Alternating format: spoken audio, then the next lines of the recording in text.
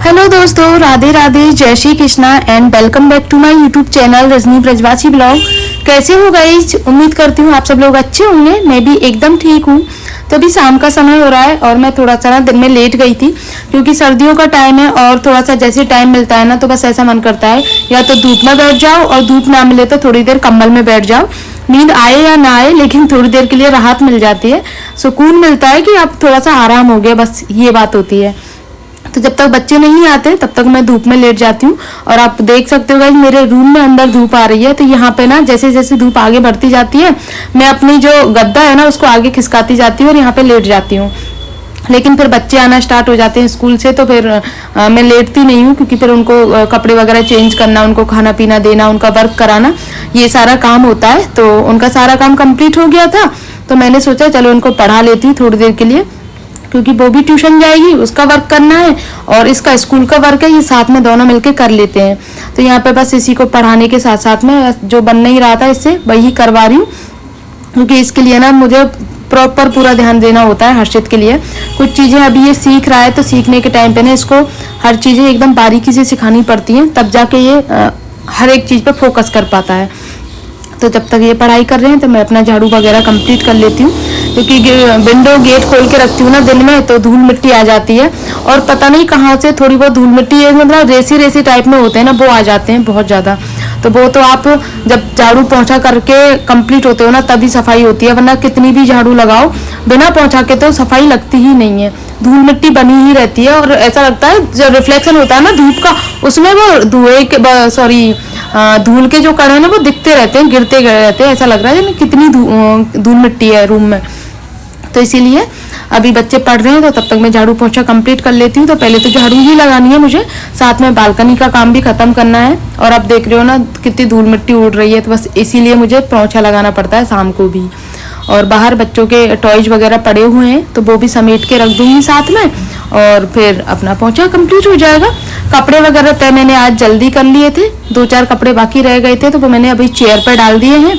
जैसे मेरा काम फ्री होगा तो उनको भी तय बना के रख दूंगी, क्योंकि हर एक कपड़ा ना डिवाइड करके रखना होता है। मम्मी पापा के कपड़े अलग रखने होते हैं नीचे जाके और बच्चों के कपड़े अलग अलमारी में होते हैं, हमारे कपड़े अलग होते हैं, मेरी साड़ियाँ अलग होती हैं। तो इस तरह से क्या है, एक तो सामान फैलता भी नहीं है, दूसरी चीज़ आसानी से सारी चीज़ें मिल जाती हैं। अगर मैं सबके कपड़े एक साथ में रखूँगी ना तो जैसे बच्चों को ढूंढने में दिक्कत होगी तो फिर सारे कपड़े फैला देंगे और फिर दिक्कत होगी मुझे ही, सारी अलमारी फिर से मुझे साफ़ करनी होगी। वैसे भी मैं 2 दिन में 3 दिन में अलमारी को जैसे मुझे टाइम मिलता जाता है ना उस हिसाब से मैं करती जाती हूँ। तो ये बच्चों का कंबल है, थोड़ा सा बस धूप लगानी बाकी थी। सर्दियों में थोड़ी सी सीलन की स्मेल हो जाती है ना, तो इसीलिए धूप लगा देती हूँ। कभी हमारे कंबल में लगा देती हूँ, किसी दिन बच्चों के, क्योंकि धूप खुली रहती है। और अभी तो अच्छी धूप आ रही है, बाकी सर्दियों में जब तेज़ ठंड पड़ेगी ना तब देखा जाएगा कि निकलती है धूप नहीं निकलती है। उस टाइम पे तो कपड़े सूख जाए ना वो बहुत बड़ी बात होती है गाइस। तो ये सब काम करते करते मुझे ना गर्मी लगना स्टार्ट हो गई थी, तो स्वेटर निकाल के अपना झाड़ू पोछा कंप्लीट कर लेते हैं गाइस पहले। और पोंछा लगाने की मैं आप लोगों को बताऊं, मैं हमेशा हाथ से पोंछा लगाती हूँ, लेकिन कभी कभी इमरजेंसी होती है, मेरी कमर वगैरह में दर्द होता है, फिर मुझे जल्दी होती है तो मैं वाइपर से लगा देती हूँ। बाकी पोंछा मैं ज़्यादातर रेयर केस की बात कर रही हूँ, वाइपर से लगाती हूँ, वरना मैं हाथ से ही लगाती हूँ, सुबह भी शाम को भी। बाकी जो थोड़ा बहुत कभी बच्चे पानी फैला देते हैं, कभी कुछ फैल गया तो वो तो मैं वाइपर से साफ कर देती हूँ, लेकिन पोंछा मैं हाथ से ही लगाती हूँ। तो गाइस अभी समय हो रहा है, मैं आप लोगों को दिखा दूँ, आपको दिख रहा है नहीं दिख रहा है क्योंकि बैक कैमरा है ना, तो इसीलिए 4:30 पौने 5 का टाइम हो रहा है और चाय वगैरह सब लोगों ने पी ली है। तो मैंने सोचा चलो खाने की तैयारी करती हूँ। और खाने में मैंने मैदा लगा दी थी, करीब 2 बजे के अराउंडिंग लगा दी थी, क्योंकि आज मुझे ना नान और दाल मखनी बनाने हैं खाने में शाम को। तो बस उसी की प्रिपरेशन करनी है, थोड़ी बहुत हो गई है, थोड़ी बहुत करनी है। जैसे कि मैंने दाल उबाल के रख दिया है और आटा मैदा लगा के रख दिया है, टमाटर की ग्रेवी बना के रख ली है। ये सारी चीज़ें मैं अभी चाय बनाने के लिए आई थी ना तब मैंने कर ली थी सारी चीज़ें। तो अभी मुझे बनाने हैं दाल मखनी और फिर नान बनाने हैं बाद में, लेकिन पहले तो दाल मखनी ही बनानी है। चलो बनाते हैं, देन उसके बाद में जाऊँगी गिरिराज जी के दर्शन करने के लिए। तो सारी चीज़ें आप लोगों के साथ में शेयर कर रही हूँ, तो प्लीज़ ब्लॉग को पूरा देखना आप लोग। चलो बनाते हैं दाल मखनी। वैसे तो मैं ना हमेशा घर का घी ही यूज करती हूँ, लेकिन अभी मेरे पास में ना घर का घी नहीं है तो मार्केट वाला यूज कर रही हूँ। आप चाहे तो बटर यूज कर सकते हो, कुछ भी यूज कर सकते हो। तो यहाँ पे मैंने ना आधा बड़ा चम्मच घी लिया है और घी अभी सर्दियों का टाइम है तो एकदम जमा हुआ है, तो बस इसको थोड़ी देर मेल्ट होने में लगेगा। और उसके बाद में फिर इसमें जीरा, थोड़ा सा लौंग, काली मिर्च और तेजपात का पत्ता, ये सारी चीज़ें डाल के जो टमाटर की प्यूरी बना के रखी है ना वो डाल देती हूँ। मैंने 3 टमाटर लिए थे मीडियम साइज़ के और उनकी प्यूरी बनाई है तो वो डाल देते हैं। देन उसके बाद में उसको पकाने के लिए छोड़ देते हैं 5 से 7 मिनट तक। और दाल मखनी बनाना मेरे पतिदेव को बहुत पसंद है। एक अपर लेवल होता है ना, वो पसंद का वो है। बस कुछ भी अगर मैं कुछ भी बनाना हो ना, बस उनको ये रहता है दाल और नान और दाल मखनी बना ले, बस उनके लिए तो वही काफ़ी है। ग्रेवी के साथ में ही मैंने इसमें बेसिक मसाले भी ऐड कर दिए हैं। मिर्ची, धनिया पाउडर, थोड़ा सा आमचूर पाउडर और नमक, हल्दी और थोड़ा सा बेकिंग सोडा मैंने पहले डाल दिया था, जिससे कि हमारी दाल मखनी है जो जल्दी से पक जाए। तो यहाँ पर ग्रेवी भी मेरी अच्छे से पक चुकी है। अब बस इसमें थोड़ी सी ना मलाई ऐड कर देती हूँ, क्योंकि मलाई से टेस्ट बहुत अच्छा आता है। अब मेरे पास में घर का घी भी नहीं है और बटर भी यूज नहीं कर रही मैं, तो सोचा मलाई ऐड कर देती हूँ। तो फ्रेश मलाई ले रही हूँ 1 चम्मच और इसको अच्छे से चला के, क्योंकि टमाटर के साथ में मिलके फट ना जाए इसीलिए। तो यहाँ पे ये बन चुकी है ग्रेवी मेरी अच्छे से। अब बस मुझे मखनी ऐड करनी है, दाल मखनी ऐड करनी है गाइस इसमें। तो 2 मिनट बस इसको थोड़ी देर पका लेती हूँ। तब तक मेरे जो बर्तन है ना, इनको मैं साफ कर लूँ, जार वगैरह हो जाते हैं। और सर्दियों के लिए स्पेशली ये पतिदेव से कह के लगवाया था कि भाई ठंड में बर्तन वगैरह, क्योंकि मेड़ हो चाहे लेकिन थोड़े बहुत बर्तन तो खुद से साफ करने होते हैं ना, तो इससे क्या गर्म गर्म पानी से धुल जाते हैं सारे बर्तन साथ में ही। और फिर बाद में ना चिकनाई वगैरह होती है, फिर दिक्कत होती है, इसीलिए तो इसको मैं लगा के रखती हूँ। और साथ में गर्म पानी होता रहता है, साथ में मेरा काम भी होता रहता है। ज़्यादा बर्तन भी नहीं निकलते हैं कि राधे के लिए हमने बहुत सारे बर्तन कर दिए हों। इससे मैं भी साफ कर लेती हूँ बर्तन, गरम गरम रहते हैं तो, पानी रहता है तो यहाँ पे हमारी दाल मखनी की तैयारी पूरी हो गई है। अब बस इसको थोड़ी देर उबालती हूँ, देन उसके बाद में फिर देखते हैं गाइस। किचन का काम कंप्लीट कर करके अब मैं जाऊंगी दर्शन करने गिरिराज जी के, क्योंकि काफ़ी ज़्यादा टाइम हो जाता है मुझे गिरिराज जी के दर्शन करने नहीं जा पाती। तो आज मैंने सोचा कि आज मैं गिरिराज जी के दर्शन करने जाऊंगी, साथ में हर्षित को भी लेके जाऊंगी। इसी बहाने बच्चों के भी दर्शन हो जाते हैं, थोड़ा सा घूमना हो जाता है बच्चों का, वरना घर पे रहते हैं सारे दिन, बोर होते रहते हैं और फिर यहाँ पर मोबाइल वगैरह देखते हैं, इसीलिए। और सर्दियों में गाइस मैं आपको बताऊँ ना, दर्शन जाने का एक फ़ायदा ये भी है कि साड़ी के साथ में मैचिंग ब्लाउज वगैरह की टेंशन नहीं रहती है। जो आपने पहले से पहना है ना, उसी के साथ में आप साड़ी पहन सकते हो।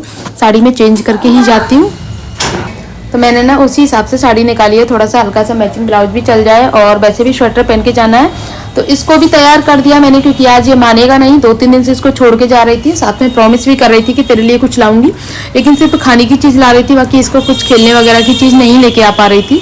और कुछ पसंद का भी रहता है इसका इशू, और शॉप पे ना काफ़ी देर तक खड़ा रहता है, तो वो मुझे अच्छा नहीं लगता है। लोकल मार्केट है तो फिर बहुत देर तक इसके साथ में खड़ा रहना पड़ता है, बोलता है कभी ये ले लूँ कभी वो ले लूँ, उस चक्कर में मुझे देर हो जाती है, तो इसीलिए इसको छोड़ के जाती हूँ। लेकिन आज ये मानेगा नहीं, मेरे साथ में चलेगा। तो इसको मैंने तैयार कपड़े कर दिया है, कपड़े वगैरह चेंज कर दिए हैं, तो मैं भी तैयार हो जाती हूँ और हल्का फुल्का सा मेकअप जो है डेली का वो कर लेती हूँ गाइस। और तब चलते हैं गिरिराज जी के दर्शन करने। आजकल भीड़ नहीं है बिल्कुल भी, क्योंकि ठंड हो गई है, साथ में फिर डे भी बीच वाले हैं, क्योंकि सैटरडे संडे हो, मंडे हो या फिर फ्राइडे वगैरह हो तो भीड़ ज़्यादा रहती है, बाकी ऑल डे भीड़ नहीं रहती है। ये मेरा खुद का एक्सपीरियंस है, जो मैं डेली जाती हूँ ना उस हिसाब से देखती हूँ। बाकी पूर्णमासी, एकादशी वगैरह दिन कोई सा भी हो तो भीड़ रहती है, और अब तो दिन में रहती है, शाम होते होते थोड़ी भीड़ कम हो जाती है। ठंड जैसे ही बढ़ना स्टार्ट होती है ना, तो भीड़ भी कम होना स्टार्ट हो जाती है।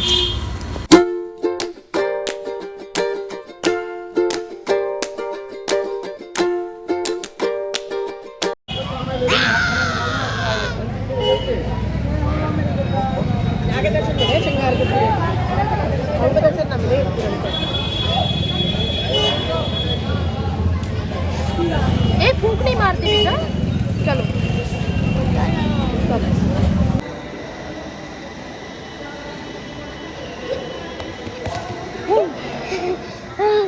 गिर जाएगा बेटा।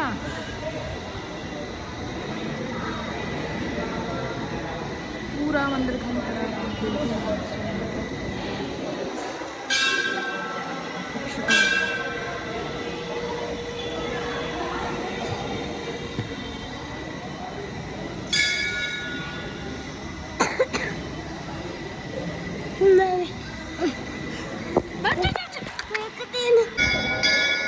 स्माइल करो, स्माइल हो गई, हो गई, भग रहा है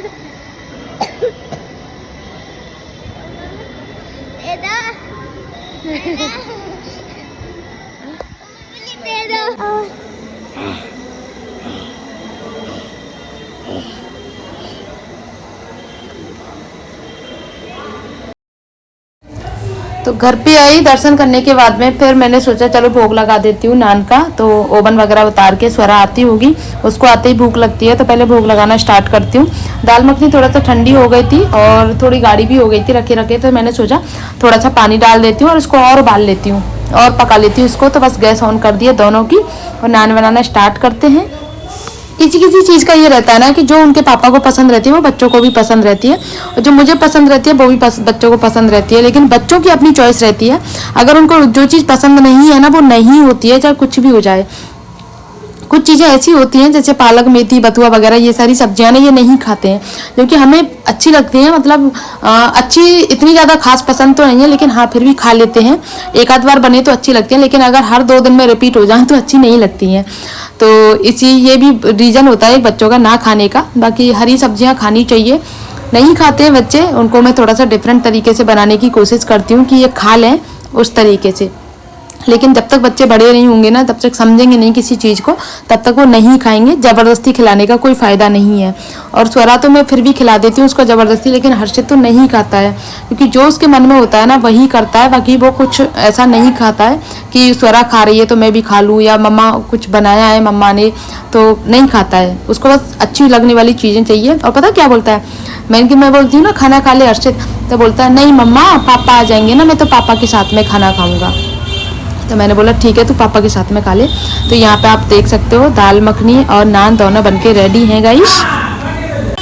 तो गाइस ठाकुर जी का भोग हमने लगा दिया है और अभी चलते हैं देखते हैं ठाकुर जी को प्लेट लेने के लिए। ये हमारे गिरिराज जी हैं मंदिर में, इधर लक्ष्मी जी हैं और इधर हैं गणेश जी, और ये हमारे गाइस गोपाल ठाकुर जी यानी गिरिराज जी। गोपाल जी नहीं है हमारे मंदिर में, सिर्फ ठाकुर जी हैं।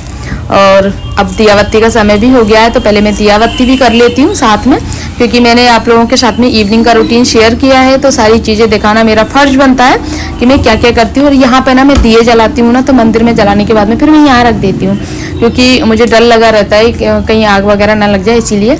और शाम के समय हम तुलसी जी को ऐसे ढक देते हैं ठंडी की वजह से। ठीक है गाइस, तो ये मेरा पूरा शाम तक का रूटीन है जो मैंने आप लोगों के साथ में शेयर किया है। और अब बच्चे खाना खाएंगे तो मैं अपना किचन वगैरह पूरा साफ कर लेती हूँ। बाकी सारा काम मेरा कंप्लीट हो गया है। शाम के समय को ब्लॉग को भी करती हूँ यहीं पर एंड। मिलते हैं नेक्स्ट ब्लॉग में, तब तक के लिए बाय।